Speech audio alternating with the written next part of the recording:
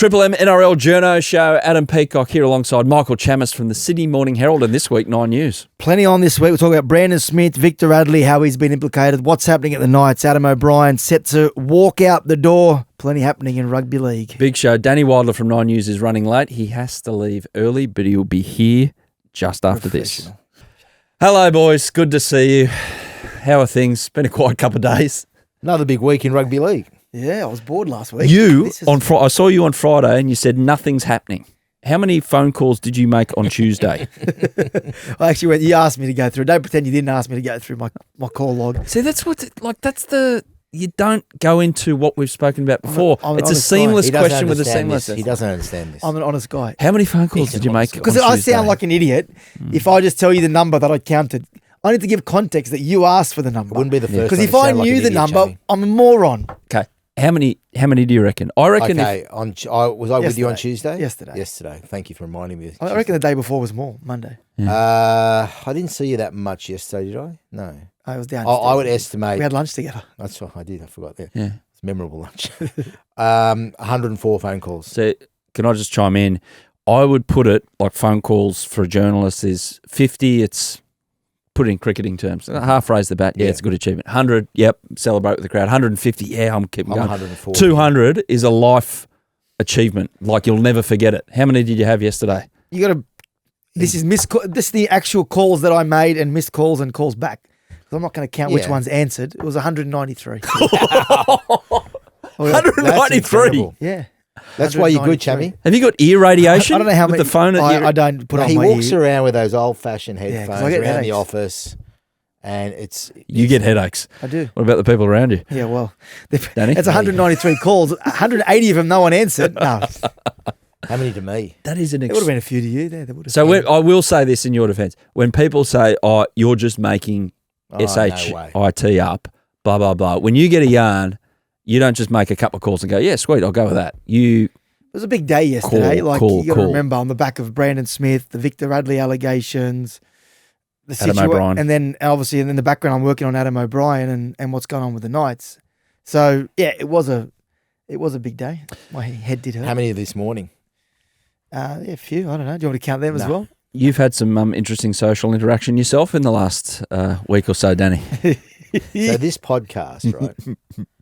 I've been bagged throughout my life for a lot of things, but now I was picking up my little boy from school on Friday afternoon, I think it was, and I'm standing there trying to huddle out of the rain before I got to the school drop-off point, and I'm talking on my phone or just hung up from a phone call, and this bloke comes up to me screaming at me. I don't know if he was filming me or taking photos. At the top of his voice, "Where's your cat? Where is your cat?"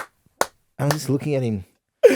Oh, that's the best. Well, God bless AI. You know what? This guy could be the original who saw me. Oh, I feel like he must be. It's Bondi. Yeah.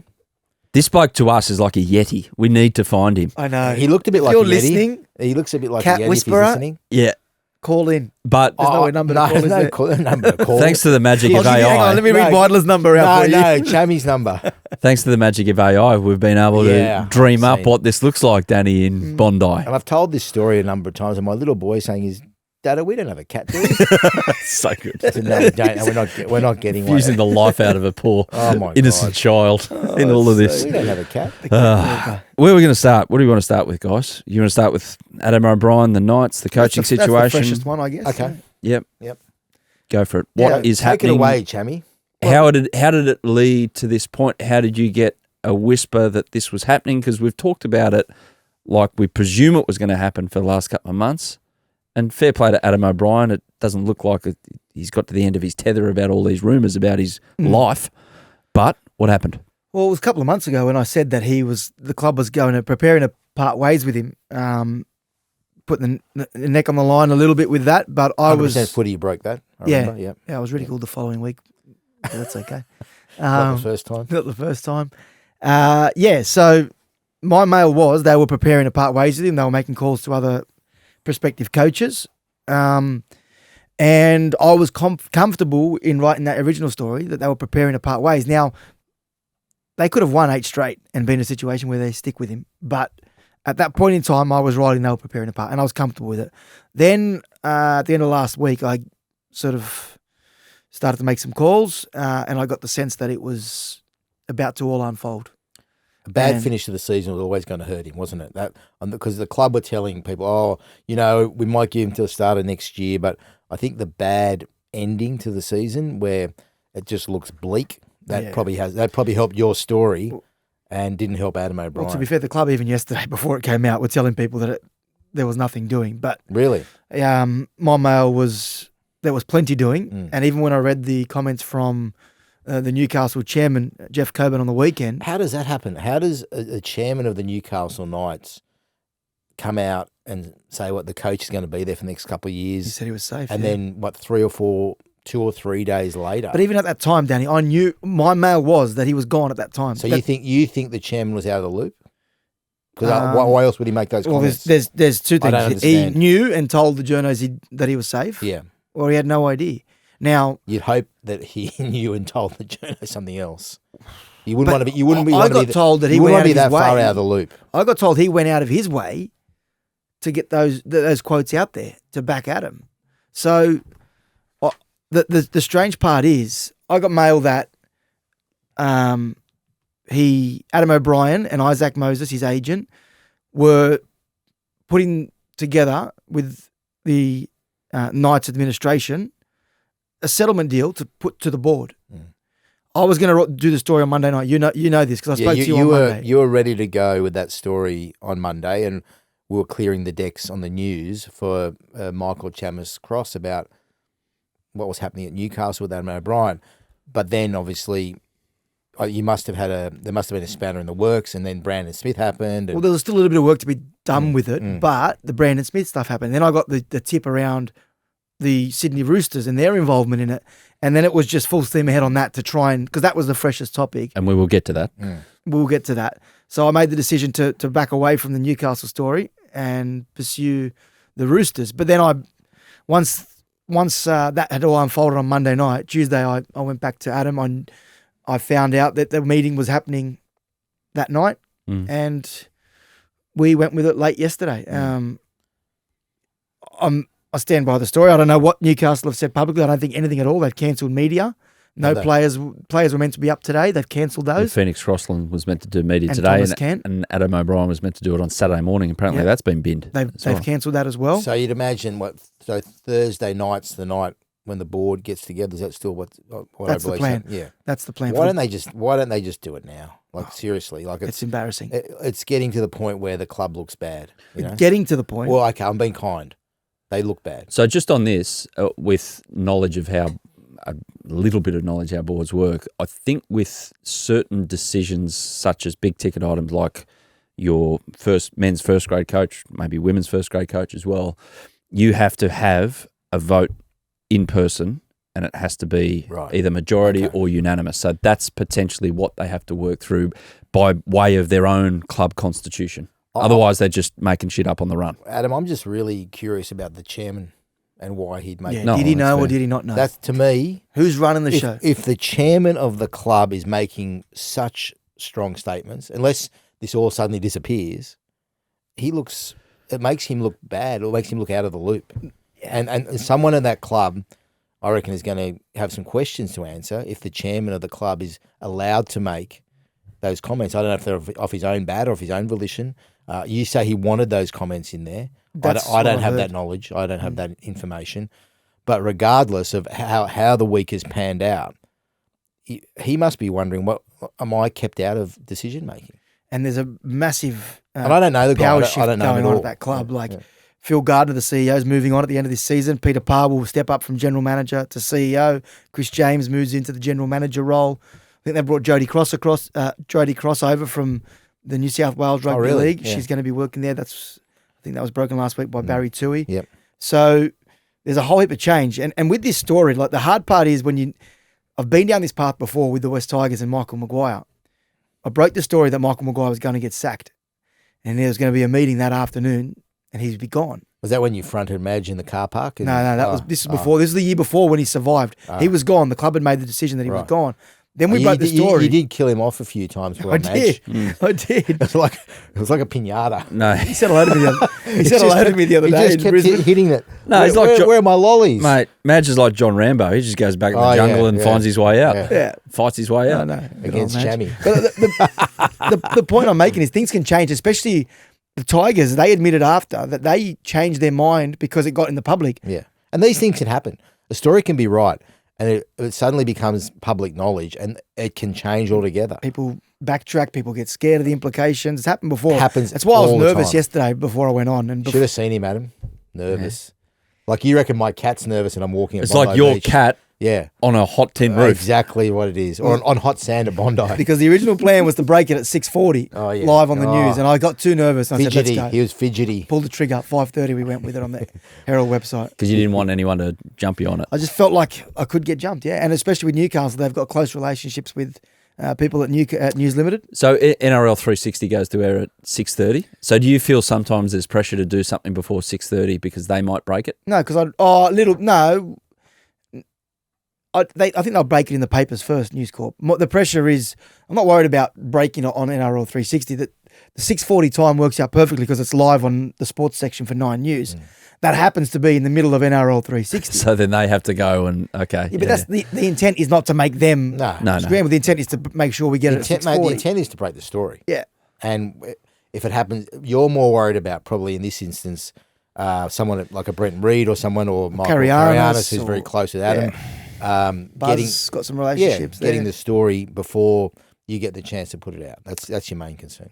Now the attention turns to who gets the job and how they go about it, and how you mentioned there about new people in new roles at the club, how that all plays out and how it's streamlined towards getting the right person in for the job so that this club can be better in 2026. Worldwide search for the Blake Green. for the assistant coach. That's So they're going to search, but they're just going to keep Blake Green there and say, okay, he's option one, but let's go and see if there's better options out there. Is that how they're going to approach it?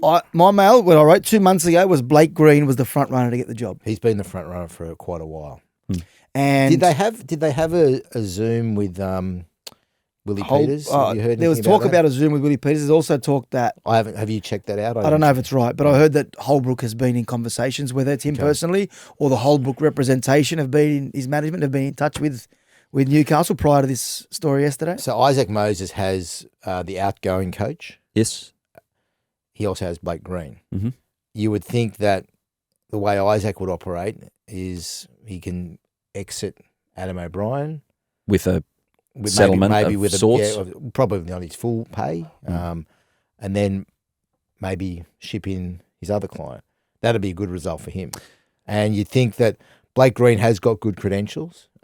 He's well regarded there. It's often easy to be well regarded as an assistant coach because It's you're not the one different who has gravy. different gravy, exactly. The thing with Isaac, I'm not cynical at all, but Here we go. There's the quote for the podcast. Yeah, I'm not cynical I'm at not all. cynical That can be at a all. spin-off podcast. if I'm an agent, Can we get a T-shirt with that? hypothetically speaking, it works out well if I'm an agent in this situation and I manage Adam O'Brien, I orchestrate a payout, Yes.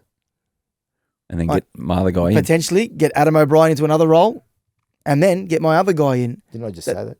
Pretty much. Sorry, I got a message and I got distracted. I'll fill you in on what that message By the was. way, 3-2. 3 calls to 2 so far. sorry. I got a message. In this, what there's is some going mail on? doing the I don't round. know. Someone's tipped me. I don't know if it's right because I'm going to say it anyway because I look stupid. I got to chase it. But someone's tipped me saying Ilias is in for Flanagan this week. Right. We'll have to chase it after the podcast. Okay. I don't know if it's right. So if you're listening and it's not right, it's just a tip I got. Even I'm getting a phone call. Prathan Astor. What's he calling about? Where were we? With the Des, we'll get to the Des one now. Did you actually say that? Did I repeat him? Yeah, That was pretty bad. We'll get to the Des It's not one the first time you haven't listened to what I've said. So I got the message. because it ties into how I want to weave it in with Josh Hannay coming in. Was the domino of Josh Hannay falling the precursor to Newcastle making the decision this week, or are they two totally separate occurrences? I don't think so. Well, look, probably there would have been interest in Josh Hannay from Peter Parr. Yeah, there definitely was. That's why I wrote the story Yeah. 2 months ago. I think Hannay was the one that was And- sounded out. And he was his agent was daring clubs saying, hey, you better get him before another club does. So it was probably smart by his management to say, hey, Cowboys, hey, Knights, hey, Titans, hey, maybe Manly, my guy's going to go, lock him up. So then that may have been, in the background, that may have been part of a broader picture. But I don't know how far the Hannay Newcastle thing. No, because I heard it last week. Like the Desi stuff broke on Monday. I was hearing last week that Adam and Newcastle were coming to an agreement on him. Yeah, but because the reason is, mate. Apparently, from what I've heard, he's cooked. He's physically, that's mentally the word exhausted. coming out of Newcastle. Yeah, and he looks it. He looks cooked. I think he's been through a lot, Adam. Not just from a club point of view, from his personal life, the passing of his mother. Yeah, he's been through a lot in the last couple of years, and I reckon the point of he's no a good return. coach. Point of no return for him, though, was a comment about the fans. I thought that was an indication that he wasn't thinking clearly. Yeah, and to say that about probably the most passionate and loyal fan group in the game said to me, "Oh, something's not right." Yeah, but just back to the Hannay and Newcastle link, that it wasn't the discussions with the Gold Coast Titans with Josh Hannay going for a month. So did Newcastle think that is that the mail? That's what's been reported. Yeah. Yeah. So Des at the same time he's done, and his most recent press conference was with Travis Meyn. What'd you make of that? I didn't know we're going there with that. Yeah. Okay. Out of nowhere for you. Yeah. Travis Meyn, I think I've heard it, obviously. And I think up until a point where he started talking about how embarrassing the crowd situation was, I think Travis was absolutely on fire. And I think he had to ask those questions and he had to keep going at Des because he wanted an answer. So no problem with that. I think he lost his cool a bit. I think Travis would say the same thing. At that point when it came to the embarrassment comment, because I don't think that was really part of it. That shouldn't have been part of it. It was a bit of a drive-by, wasn't it? It was a drive-by. Like out of nowhere. Yeah, but you got to understand the personal relationship. They don't have a relationship. Des hasn't been good to him, mate. And in that situation when you're frustrated with the guy's answer, mate, it's an obvious point to make as well. Like it's obviously not obvious point to make, but it's not attached to David Fafita. But I think that is embarrassing for them because the crowd was all Warriors fans. Yeah. Well, but again, I don't know if we can blame Des directly for that, but I think he was entitled to ask about David Fafita. You can blame the club's situation for the lack of interest from the community, and they are disengaged, and no one would know that better than Travis because he's up there and he lives and breathes. He's covered the Titans a lot longer than Des has been. I'm not having a shot at Travis. I'm just saying. I think he got to the point where he was doing. Yeah, did he get frustrated? Yeah, of course he got frustrated. Do you know what the problem was? But that's a build-up. You know what the problem was? He weaved strident opinion into his line of questioning. Yeah, it was his opinion. It was like he's writing a column on the run. Yeah, it was, and he's fine to have an opinion, absolutely. But when you are interviewing someone, you got to keep in the back of your mind, I'm here to get quotes off someone, not and Adam, get my opinion across to them. If he turned around and said, Des, mate, you're not answering the question to me, you're answering to the fans that are clearly disengaged with the club because they didn't turn up today. All the people here were the Warriors fans. Yeah. Maybe that could have been, but mate, you're on the run in that moment dealing with someone like Des. It's not easy. No, Des is about as difficult as it gets when it comes to media conferences. You've got to be him and Wayne. You've got to be really on your toes. You gonna miss him? I like Des. Yeah, I like Des. He'll be involved somewhere. I spoke to him today, and he's. Was it one of those? Oh, sorry, mate. No, I rang him. I've been trying to get in touch with him to see how he was first of all. Don't pretend you want to see how he was. You're trying to get an interview. What an idiot! You think we're dumb? And I also said, would you like to come on our podcast? Oh, did you? Yes. You tried to get an interview for our pod? Yeah, I did. I was trying to do some extra work for the pod, which you rarely What a guy. do. Oh, please. And he said not quite. He's not quite ready to do that. But he doesn't do any of it. Well, he's got to do I imagine as a coach, he's got to do a press conference this week. Yeah. So we'll hear it. And it'll be as he'll be as engaged as he was in the post-match press conference. Well, I hope Travis Meyn's there. He'll be there. He'll make it interesting for us. Lively. Poor Trav, he's been hammered by Gordy and hammered by others in the media for the way he handled it. That was It's hard like you're in a combative situation there. It's not Stick easy. your chin out, you're going to get whacked. Yeah. But he's a big fan of our pod, Trav. Listens every week. Does he? He does. He always messages me about what we say. I'm sure he appreciated my journalistic advice to him then. Why do you think I defended him? I really think he sucked and he should have done better. No, he got annoyed, and he got annoyed quickly, and it boiled over, which can happen from time to time. It does. Our mate over here, he gets a little fiery from time to time, doesn't he? He's a firecracker.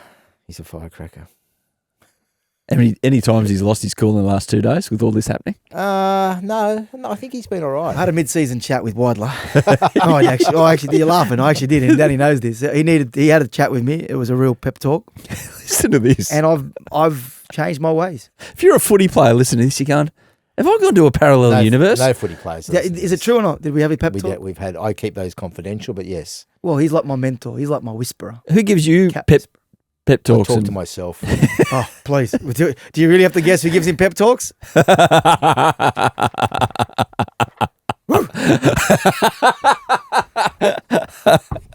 I haven't had the phone booth chat with Gus. No. So. Fantastic. Yeah. Anyway, where are we going now? We've got all the way down here for Brandon Smith. Yeah. Ooh, this kicked off. Yes. Well, no, you were following a segue. I thought you were leading into No, the next I'm all one. over it. Look at mine. It's all Mine's over the got- shop. No, but you went from arrows. Des, and then I thought, then you segued into Gordy almost. no. Someone's got 12 minutes left. Yeah, I've got it. 12 minutes left. I thought you said 11:45 you had to leave. That's absolute latest. Well, then he's got I won't be leaving that 27.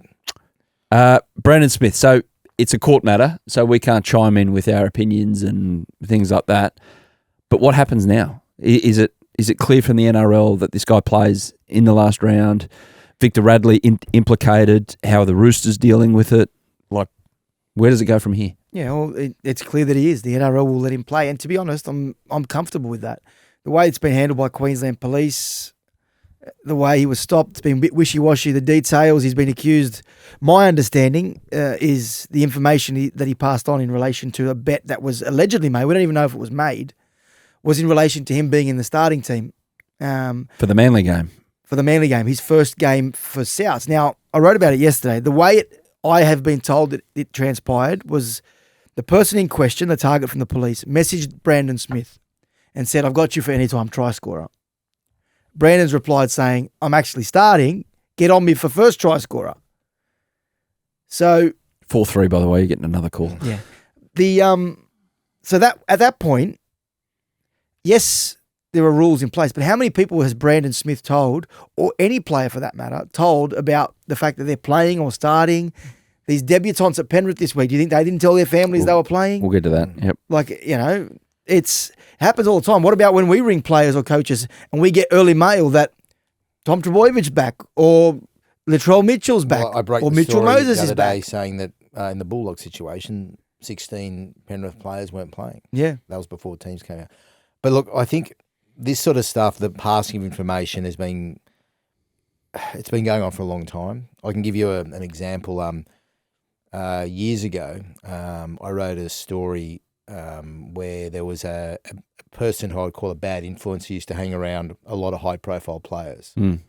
And that person was banned by administrators in the game because he used to lean on players for gambling information. And in return, they would get party drugs.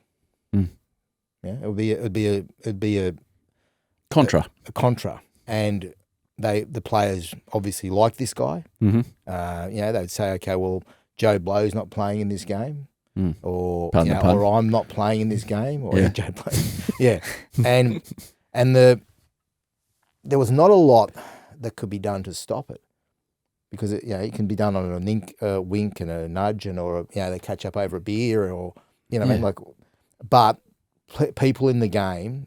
High-profile people in the game, high-profile administrators and coaches knew about it, and they didn't want this person anywhere near the players. This guy, at one point, I was in a mall at Bondi Junction. This is going to add Walking to my your cat? add to my image. I was going to do yoga, and I was walking with a yoga mat. And this AI that. this guy came up to me in Bondi Junction Mall, started swinging at me. Just What, swinging. he's swinging at you. Yep. Just Did came you know from- he was coming at you? Or he hit No, from I didn't behind? know. Didn't say anything? Didn't say anything. And then was screaming at me, came up and spat in my face. Well, like not a light spit, like a proper, like Golden golly. Yeah. And started trying to threaten me. I was just looking at. I was in a shock. I thought this guy's out of control. And it ended up going to court because I didn't want to bar of it, but people around me said, "No, this is assault. You've got to take this further." So I ended up getting an AVO out against him because he was a complete nut job. Wow. And How was your yoga class after that? Didn't go? No, I did. I went. Yeah. I went. See, this is the man. Professional. Yeah, No matter what happens, he continues on and plays the game. Yeah. So it was pretty full on. Yeah, absolutely. And the guy wasn't like, he's still got friends. Like there are still people in the game who are friendly with him and they don't like me because of it. And they give me a hard time when I see them. His friends still give me a hard time. It's not. Is he still around, this bloke? No. So What, brown bread? Yeah. Or, oh, brown and Lamort. because of that, like it caused a lot of grief in my life, at that I time. bet. And but because I exposed him and I wrote about him, and so there are, and if we think that there aren't bad influences in the game trying to get to players for information, gambling, we are very naive because I know gambling people who've been involved with gambling organisations will tell other people that there are players who get tens of thousands of dollars in debt to people, and this is going back, and then they suddenly have to borrow from people they shouldn't be borrowing from, and they get control of people, and I think the NRL has invited gambling into the game, and they don't want to know about it. They don't want to know about gambling issues. They would prefer it all goes away. They'd prefer that we don't talk about this sort of thing. Well, this is the thing I have, the issue I have with the storyline around Penrith naming the 16 players or saying to the 16 first graders, have the weekend off, is that you look at the timeline, they played Friday night, probably recovery Saturday, Sunday day off. Ivan and his coaching staff have sat down and gone, let's do this because that's best for us. I have no issue whatsoever of Penrith doing whatever they want with their first grade team. And on Monday morning, they sat the boys down and said, look, you're going to have a light week. Just rest up, refresh, have the week off. All these boys are going to play for you. So that's probably 30 hours before Team List Tuesday. 4 p.m. Tuesday comes out. So one person out of 16 says something Not to even someone. 16 more. What about the other 16 who so come 32. in for him? So 32. One person speaks to one person, and then bang, it leaks out. Adam, It was always going to leak out. I think that it started to leak out on Sunday. Okay, So that's when I had a couple of people contact me. One person contacted me and said, "Hey, Nathan's not playing. He's done his shoulder." And so I rang Penrith. I said, "Is Nathan in doubt with a shoulder injury?" And they said, "No, you're crazy. There's nothing doing." But that's the throw off. But that's like maybe that person they were didn't right. know. They obviously he didn't have. But a no, shoulder so it injury. wasn't a shoulder. I asked the wrong question. Is Nathan out? Yeah. If I maybe would have asked, is Nathan definitely out? Because I heard that as early. And I think people within the game, See, even veterans make mistakes. Yeah, I've seen. people within the game would have known as early as Sunday that many players were out. Now, it took me until Tuesday to get the information verify. confirmed. Yep. But yeah, anyway. But And you got it out there before the teams dropped, didn't you? Around midday-ish. And then the story becomes there's a plunge on the Bulldogs. Well, no, that was the day before. Yeah. That was on Monday because I got a call from someone saying, "Mate, Penrith have just Bulldogs have just gone from $2.40 to $1.60 in the last plunge hour." came earlier. And then I broke the story on Monday during the day that Penrith were set to rest Nathan. several key players, including Nathan Cleary. I didn't know how many. I knew that they were going to be resting their big names. In the end, they rested everyone. So that was in relation to a tip I got that the market had plunged. So yeah, The bookies know. I don't know who they speak to. Penrith were in a panic, right? Thinking someone's, but it's innocent most of the time. But people who I don't gamble, right? But people who do gamble, they often have the best information because they're across this sort of stuff. And it's the same with the stock market. I don't know how they find out. Like, I don't know who they're speaking to. Give them a job with us. But they know, don't they? The markets move often before we'll know. So I'm not sure which way this plunges can happen one way or another. Yeah. The bookie can find out first and then reset the price. One I don't bookie understand resets any the of that, price and then everyone else resets the price. They've gone, they know something. I don't need to know what they know, but what I do know is that $1.60 is different to $2.40, so they change it.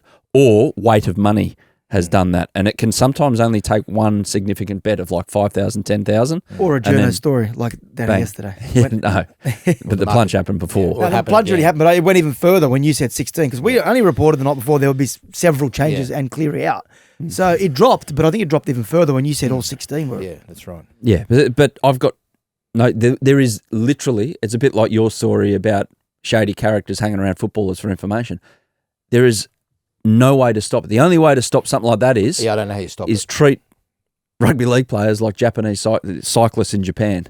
And when I say that, they have these big Keirin events over in Japan. They pack the velodrome and they bet heavy on them. But what they do with the actual competitors, they lock them away for 4 days in a hotel. Well, And downstairs in the bowels of the velodrome. You do not get to socially interact with anyone. Your phones are taken away. I think largely the NRL don't want to know. That's probably not going to happen with rugby They league don't players. want it. NRL don't. I think that they prefer not to know because weren't we going to Las Vegas for the gambling dollar? Yeah. Remember that whole situation? Just on Here we go. having Breaking impacts, news. just having impacts on the market with fake news and real news. Lockie Ilias, apparently, I'm on mail, just sent a text, he's not playing for Flanagan. Okay? Okay. Hopefully that settles it for those who just went and put $300,000 on the Dragons to lose. But you don't bet on footy either, do you? Win. You've seen the guy he's carving in Yeah, cup. that's true. You're He's not- dancing really well too. I saw that. Yeah, you're not a gambler either. Like, Nah. I don't mix in those. I don't get it. I don't mix in those circles really. So I've never once used the information that I've got to go. Look, we're allowed to. We're allowed to Yeah, of gamble. course. So I probably should be making the most of the information that we get. But to me, Even it with just your doesn't accreditation, you doesn't can interest gamble. me. yeah, In NRL, yeah, you can. I once got a call from, I can tell this now, I was working for Tennis Australia and tennis is red hot on gambling. They've got Isn't there heaps of match fixing in lower levels, Yeah, but yeah. they've got a huge integrity department, which is great for the integrity of the sport.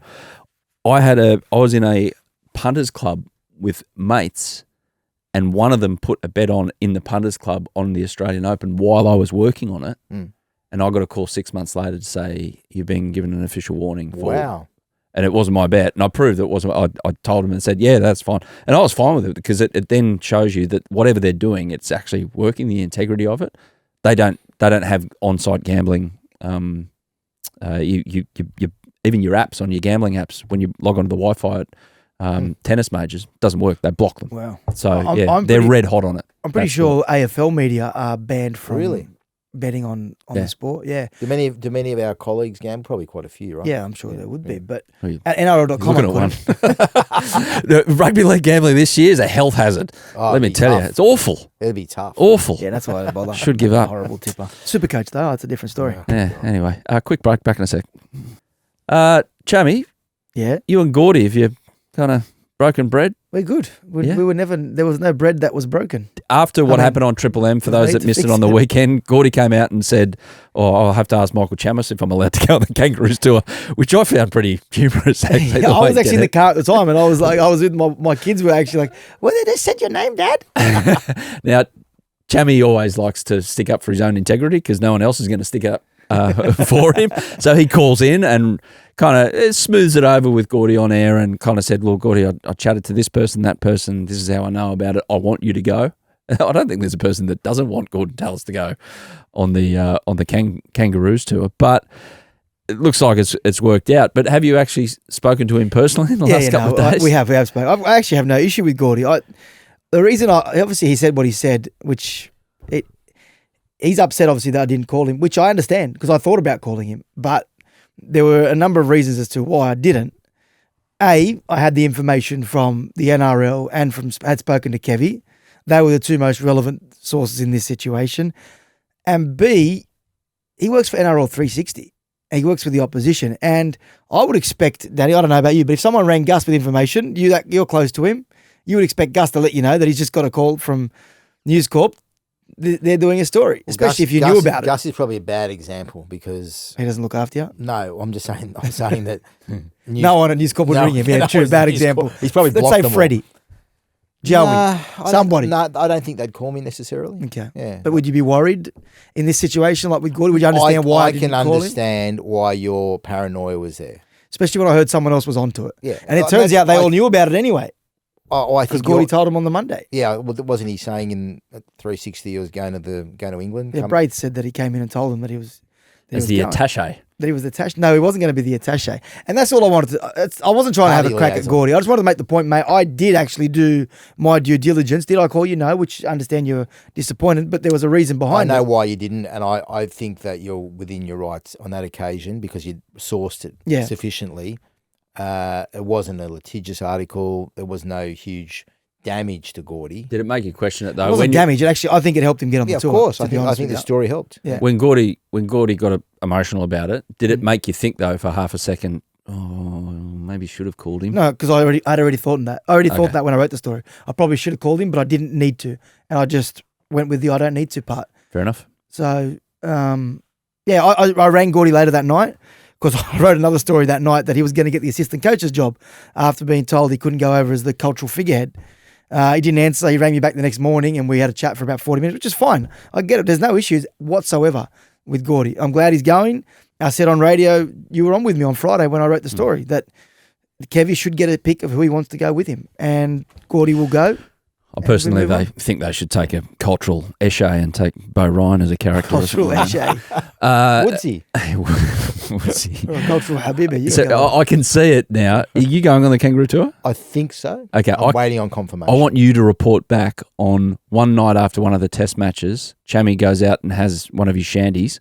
I won't be up, man. Pink lemonade or something. I won't be awake. Gordy's had a few. He's spotted Chammy in a pub and go, "Thanks for having me, mate," and gets him in this giant headlock which cuts off circulation. It could happen. I can see. And Gordy does get a bit, loving, mate, when he has a few. He could flog me blindfolded. Honestly. You mean punch? Yeah, I was about to say. Oh, okay. I don't know what you're talking about. Yeah, flog me, it didn't punch me, yeah. I don't know where your mind went to. Dear. Hey, I got a question here from the messenger. He's on Instagram. He loves the show, the NRL Messenger. He's got a great Instagram page, so get across it, everyone. He's got a really interesting question because we interact a bit, and I said, mate, send in a question to ask the boys. So we can maybe make this a regular thing, choose a question a week. Relationships, his question is about. Journalists across all forms of media talk about maintaining relationships, sport, politics, crime, whatever. For footy, if that's in people at football clubs, sources, the NRL, whoever, we know Chammy is friendly with Penrith, for instance. Danny is friendly with the Roosters and Gus, for instance. I think we know how these relationships work day to day, that it's mutually beneficial, but I'm curious, how do they start? Even if they don't have an in, how do they manufacture one or curry favour with someone who they haven't worked with before? It's a good question. It's a very good question. God, it takes me back like a long time. Danny gives out brown paper bags. Talk to me and I'll help you out. See, he goes rogue early. Why am I on this podcast with you? Is it not true? Have you not paid for information? I'm not paying for information, Michael. Jesus. Anyway. I am. It's such a long time ago with me when I started. I guess it comes back to how you break down the barrier of a lack of trust. Well, back in the day, it was I would cover a lot of games. Yeah. And when you go to games, you get a player's number, you talk to them. Can we do a follow-up story one day? And you slowly build up a trust. The players see you, and so that's how you make initial contacts, lunches, catching up with people. It's a process which requires a lot of. You've got to water the plant, don't you? I mean, there's a lot of plant watering. You've got to keep things alive, and it's hard when you've got as many contacts as a person like Michael might have or I might have to be in touch with somebody every week. And people will say, I haven't heard from you for 3 weeks or something. You know what I mean? Like it just happens that you don't always ring everybody every week. But initially it's probably going to games, meeting players, having them see you, get to know you and learn where you're coming from and what you're about. Do you sometimes have days at work where you actually don't do anything for the news, but you go around and you meet with You just go to press conferences or you catch up with someone for coffee or whatever, and it's been a really productive day, even though we actually don't see anything. It can happen, yeah. But it's harder now, like in terms of getting a day a clear day. I don't really get those anymore. I used to, but back in the paper days, yes, you go around for an hour, you go meet 10 people, and you might produce a good story a week later from all of that. But for TV news, I've got to be places, and like you do in about 3 minutes time. Like you have to be on. Like I'm on the road, going to clubs and seeing people and talking to people directly. Unlike him. Well, but you can make phone calls in the car and that sort of thing. I always ring him and say, mate, you're above that. What are you doing? Don't I? I tell you all the time. You say that to me, but I like going out to see that. I find it, like, in terms of journalism, human interaction is a huge thing. We were put on Earth for a reason, and we're pack animals. Like, having actual face-to-face interaction 100%. Is tons better. I'm pretty fortunate. I'm pretty fortunate. Like, I don't go out to go to press conference very often. I don't find them beneficial for what my role is in the newspaper. My role is to break news and to give insight that people don't know about. So for me, I do have the freedom. I've been pretty lucky in my career with bosses like Ben Cody and Ian Fuge and now Neil Breen. They understand that I'm not going to give something. You like that little plug for the boys? A little name check just to keep them on side. Yeah, just let them know this is the way I want to keep working. But they let me. There's no pressure of delivering a story a day. Just go out there. It'll be a week. I don't do anything, which was like last week. That is the ideal way. If people, if you're a journo, if you can have that freedom of time and to get to work on A, relationships, and then B, stories, that's great. Yeah.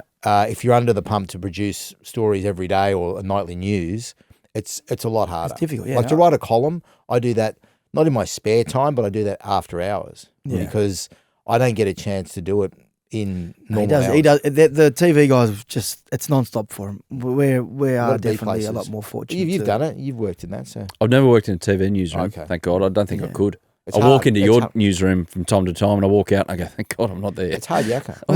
That's how you need to get information. You need to have relationships. That's all it is. Go and meet with people. That's why Michael's so good because he works on these relationships. Yeah. And he goes and sees people and he spends time with them. Not everyone you're seeing wants to see you, I'm sure. No, but I made a conscious decision when I first started to just speak to people that weren't the obvious ones. Like I knew in the game, a lot of the older journos had their people. Why is this guy going to talk to me if he's got Buzz or Bulldog or all these guys or Weidler?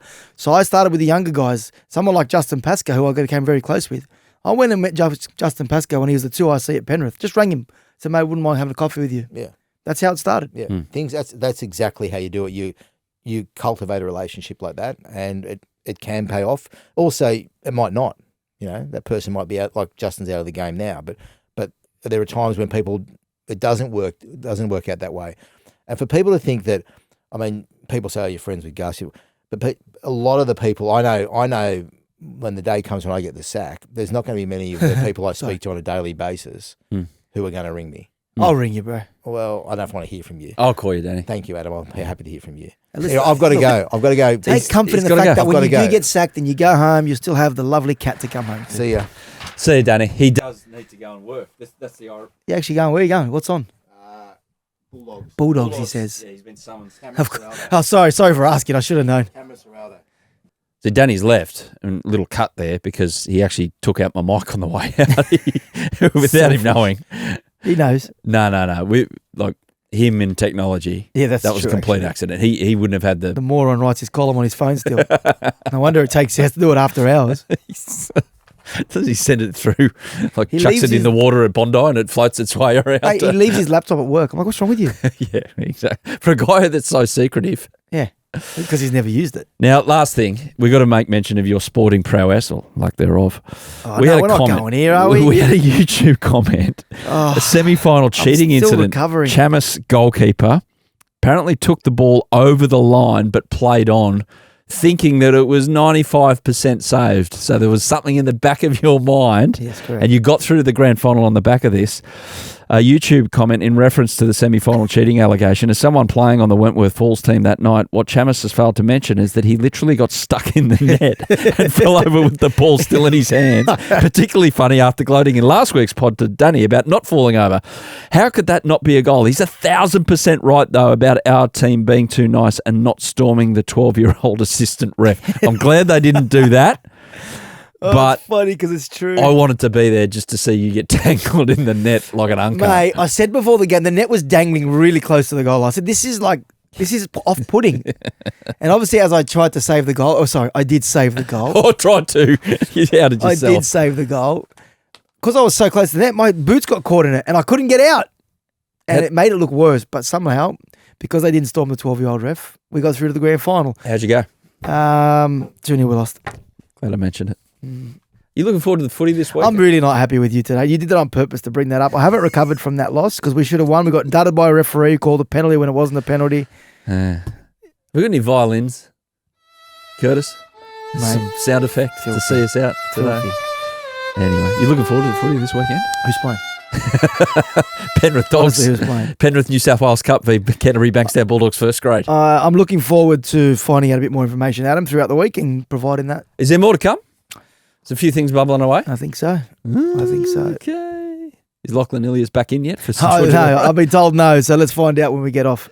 Thanks, mate. Have Appreciate a your good week. time. Danny.